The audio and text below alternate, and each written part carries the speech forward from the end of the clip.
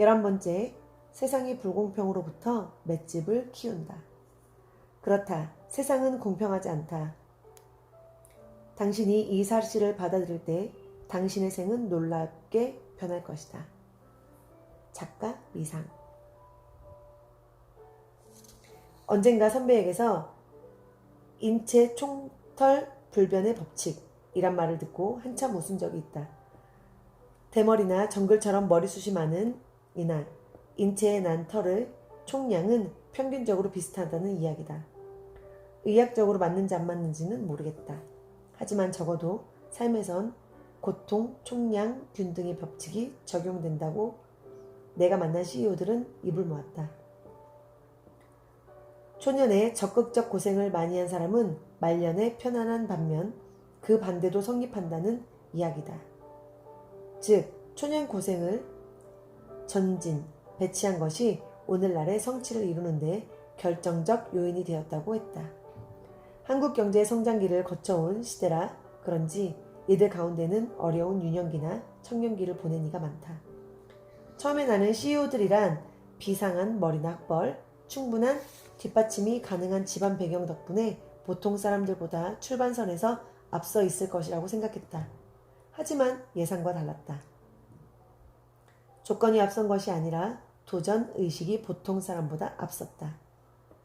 역경은 문제 해결력을 키워주는 보약이며 청년기의 역경과 고난의 터널을 통과하지 못하는 것은 자신에게 주어진 성장의 기회를 빼앗기는 것과 같다고 지적했다. 모 출판사의 사장은 삼류대학에 입학했다는 이유로 제사 등 집안 대소사 때 친척이 모이면 온갖 구박과 멸시를 받아야 했다. 서울대 나온 비슷한 또래의 사촌형을 따라잡으면 내 손에 장을 지지겠다는 조부의 발언을 들으며 그는 분노를 삼켰다. 이들의 세상의 불공평함으로부터 맷집을 키운 방법은 무엇일까?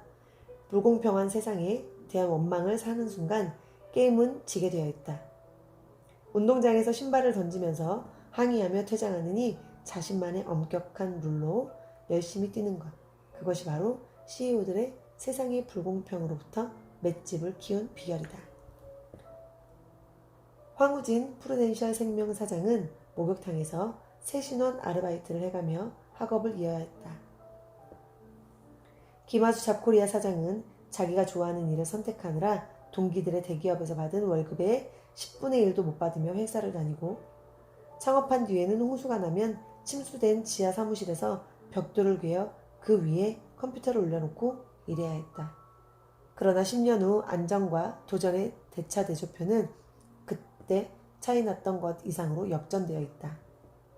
그런가 하면 음식점 아르바이트에서조차 제대로 눈치 빠르게 행동하지 못한다고 구박을 받다 해고당해 자신의 존재 이유에 대해 심각하게 회의를 느꼈다고 고백하는 경영자도 있었다.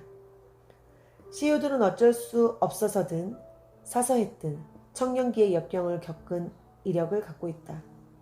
정신적 스트레스, 환경적 요인 아니면 건강상의 심각한 문제로 생사를 오간 경우 등 고난의 스펙트럼은 다양하다. 그나마 대학에 떨어져서 한 재수가 비교적 가벼운 성장통이다. 하지만 재수를 하더라도 그냥 쉽게 하기보다는 엄청 공부를 잘하다가 예상외로 재수를 하게 됨으로써 충격받은 등 정신적 고통을 심하게 겪고 극복하는 경험을 적극적으로 했다. 불공평한 조건 이기려면 남보다 몇 배 노력해야. 결론적으로 이야기하면 자수성가 CEO들은 대부분은 성공적 초년 고생이란 상처를 무늬로 만들었기에 오늘날 정상에 오를 수 있었다. 모 지방대 출신의 경영자도 비슷한 이야기를 했다. 지방대에 강연을 가면 학생들이 초록은 동생이라고 동병상련을 느끼는지 지방대 출신이라고 취업, 승진 등의 지장을 받는다고 역성을 들어줄 것을 기대하며 불평을 늘어놓는다는 것. 그는 이런 젊은이들에게 위로는커녕 인생에는 고통, 총량, 균 등의 법칙이 존재한다. 지금 놀고 잘못하면 반드시 그 다음에 손해를 보고 대가를 치르게 된다. 비명문대 차별을 받는 것은 고등학교 때 공부를 안 한 대가를 치르는 것이다. 뒤집어 말하자면 지금부터라도 남보다 몇 배 노력해서 미래의 보답을 받을 수 있도록 분발하면 인생 역전이 가능하다고 일침을 놓는다. 초년 고생을 자이든 타이든 전진 배치한 것은 자수성가 CEO들의 공통점이다. 물 좋고 정자 좋은 곳을 찾기 힘들듯 초년 고생 없이 중년, 노년의 편안함이 보장되는 인생은 없다. 이왕이면 초반에 힘있고 건강할 때 겪어버리는 것이 남는 장사가 아닐까? 그런 점에서 모 카드 회사의 CM송 아버지는 말하셨지 인생을 즐기라고는 성공 법칙과는 동떨어진 말이다. 고난과 실패 경험을 삶에서 전진 배치할수록 후반부 인생은 평탄해질 가능성이 높다. 빨리 겪을수록 체력, 정신력 면에서 회복이 유리하고 역경의 교훈을 오래도록 활용할 가능성도 높아진다. 늙어서 고생은 치명적 독이지만 젊어서 고생은 명약이다. 그래서 우리 속담에 젊어서 고생은 사서도 한다는 말이 있나 보다. 불공평한 세상에서 불평한 시간에 자기 역량을 강화하는 데 투자하는 마음, 그것이 바로 미래 CEO들 만드는 기본 태도이다. 12번째, 돈. 피같이 생각하고 칼같이 쓴다. 가장 부유한 사람은 절약가이고 가난한 사람은 수전노이다. 쌍프로 프랑스의 도덕론자. 견실한 중견기업의 유 회장과 식사를 했을 때의 일이다. 식사와 함께 와인이 한 잔씩 돌았다. 한 참석자는 누룩 옆에 아니 포도밭 옆에만 가도 취할 정도로 술이 안 받는 체질이라며 잔을 받고서 입도 대지 않았다. 자, 이런 경우 당신이 호스트의 입장이라면 혹은 술을 받는 입장이라면 어떻게 하겠는가? 유 회장은 자리가 파하고 일어나려는 찰나 남은 술을 다른 사람들과 마셔도 되겠느냐고 양해를 구한 뒤 다른 참석자와 나눠 마셨다. 피 같은 술 한 방울이라도 허투루 남길 수 없다는 농반 진반을 하면서 나는 이 모임을 보면서 정상에 오른 사람들은 허세가 없고 작은 것조차 아낀다는 점을 느꼈다. 아끼는 것이 부끄러운 것이 아니라 그러지 못한 것이 부끄러운 것이라는 것이 CEO 마인드이다. 이는 외국에서도 예외가 아니다. 특히 비단장수, 왕서방, 중국 사람들의 절약 정신은 세계가 알아주지 않는가? 그것을 직접 확인할 기회가 있었다. 대만인 출신의 IT 재벌, CEO 제럴드 수 브로드 미디어 코퍼레이션 회장을 인터뷰했을 때의 일이다. 개인 제트기를 몰고 다니는 국제적 거부라는 이야기를 들었는데 인터뷰 장소는 5성급 호텔이 아닌 강남 주변의 신축 레지던스 호텔이었다. 더구나 당초 약속했던 호텔의 회의실에서 그가 묵는 객실로 인터뷰 장소를 바꾸자는 전화가 비서로부터 왔다. 비서의 안절부절 못하는 목소리에 제럴드 술 회장의 의사가 반영되는 게 단번에 느껴졌다. 방문을 여니 청소부 아줌마가 청소를 하고 있고 거실 소파에는 곶감이니 과자니 주전부리가 객실용 접시에 소박하게 차려져 있었다. 그때 방문에서 나오는 이가 제럴드 수 회장. 후줄근한 하와이안 할로와 남방에 멜빵을 했는데 벨트도 안 매어 동네 이웃집 아저씨 같았다. 아니, 얼굴에 검버섯이 군데군데 피어있으니 할아버지의 모습이었다고 하는 것이 오류리라. 나의 실망은 갈수록 커졌다. 기자란 직업의 좋은 점은 신뢰되는 질문임에도 대놓고 물어볼 수 있다는 점이다. 넌지시 돌려간답시고 부자들의 돈 쓰는 철학은 어떻게 되지요?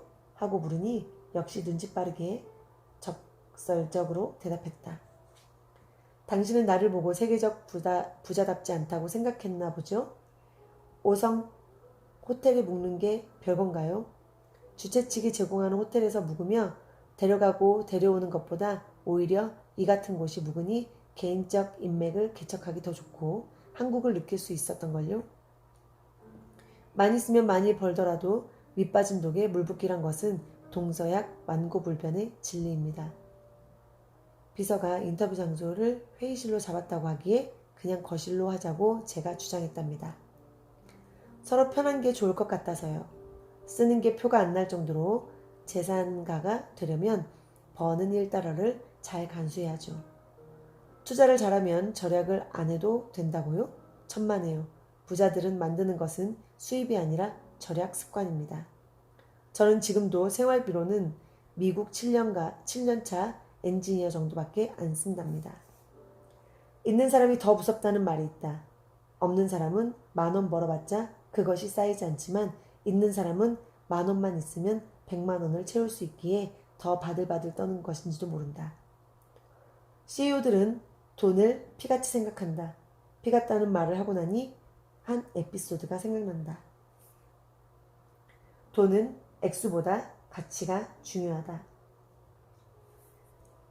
일본의 저명한 머니 컨설턴트 혼다켄이 강의하는 CEO 대상에 재테크 세미나에 옵서버로 참석한 적이 있었다.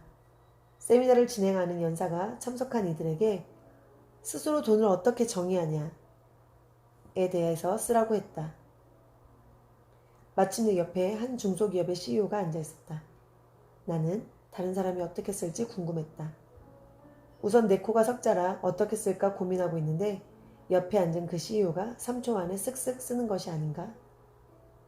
그의 답안을 살짝 컨닝해 보았다. 그가 돈에 내린 정의는 간단했다.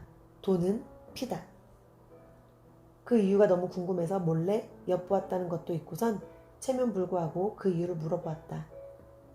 명찰을 보고 아는 척하면서 엘 사장님, 돈이 피라고 하신 이유가 무엇입니까?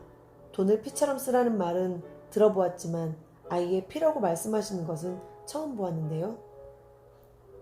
그는 마치 나의 질문을 기다렸다는 듯 풀이해 주었다. 아니, 피 같다는 것은 말 그대로 피 같기만 하고 피 그 자체는 아니지 않습니까? 돈은 즉 피로서 소중하다는 뜻입니다. 인체 피가 없으면 못 살듯이 사람이 생활하는데 돈이 없으면 살기 힘듭니다. 솔직히 여기까지는 그저 머리를 끄덕이는 수준이었다. 고개를 돌려 정면을 보려는데 그가 말을 이었다. 돈이 피라는 것의 진짜 의미는 다음부터입니다. 소중하긴 하지만 유통시켜야 한다는 것이지요. 필요하다고 해서 자기만 움켜쥐고 있으려 하면 썩습니다. 그래서 나눠야 하는 것이지요. 이들은 돈을 피같이 아깝게 쓰지만 가두기보다는 피처럼 유통시키고자 한다. 흥청망청하기보다는 써야 할 때는 물처럼 아낌없이 쓴다. 10,000원은 아끼면서도 1,000,000원은 거침없이 쾌척하는 이유도 여기에 있다. CEO 전문 인터뷰를 하다 보니 이들과 식사를 같이 할 기회가 꽤 있다. 이때 내가 발견한 게 있다. 보통 사람은 밥을 먹고 나서 호스트, 즉 물주를 결정하는데 대부분 CEO랑 자리를 할 때는 식사 전 일정을 잡을 때 또는 밥 먹기 전 분명히 정한다는 점이었다.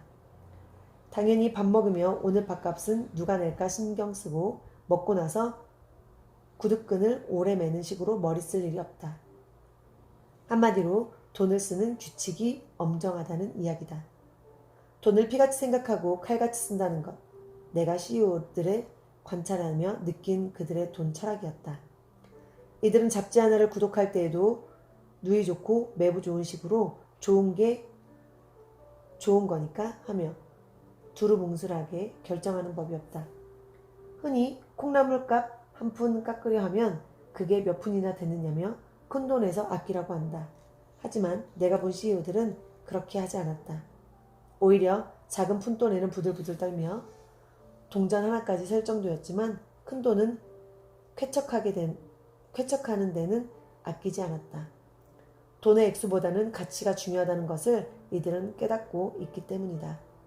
그것이 투자이든 기여든 가치가 있다고 판단된 때는 이들은 아낌없이 돈을 던진다. 그런 모습을 보고 이들이 웬만한 돈은 그까이 거 라고 생각하며 허허실실 넘길 것이라 생각하면 오산이다. 스스로 가치가 없다고 하는 일에는 단돈 몇 푼이라도 칼처럼 자르고 자린 고비처럼 벌벌 떨 것이기 때문이다. 그것이 바로 돈의 피칼 법칙이다.